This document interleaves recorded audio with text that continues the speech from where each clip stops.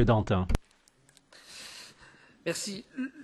Le rapport rappelle que la politique agricole commune reste une politique de soutien aux revenus des agriculteurs. C'est un soutien à un secteur économique. Il ne faut pas que nous l'oublions.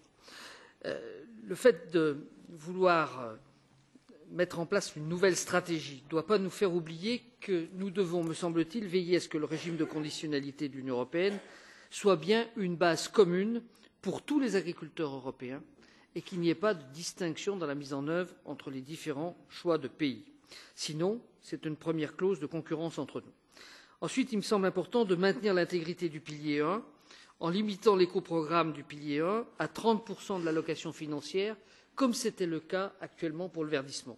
Mais il y a sans doute moyen d'être plus pragmatique que ce que nous avions fait avec le verdissement, en essayant de réconcilier l'environnement et l'économie, notamment à travers toutes les procédures de certification qui ont pu être mises dans nos différents pays en place, que ce soit l'agriculture de conservation, l'agroécologie, l'agriculture biologique, l'agriculture intelligente, etc.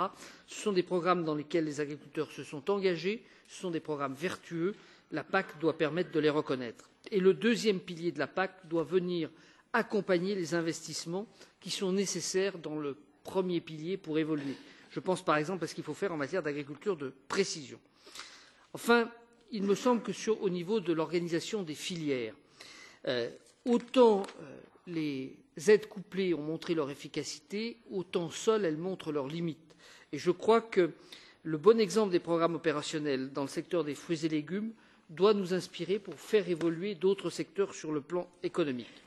Enfin, il ne peut pas y avoir de PAC sans une vraie réserve de crise. Je crois que nous devons prévoir, comme cela est proposé, une réforme, un réexamen de cette réserve de crise afin de la rendre véritablement opérationnelle.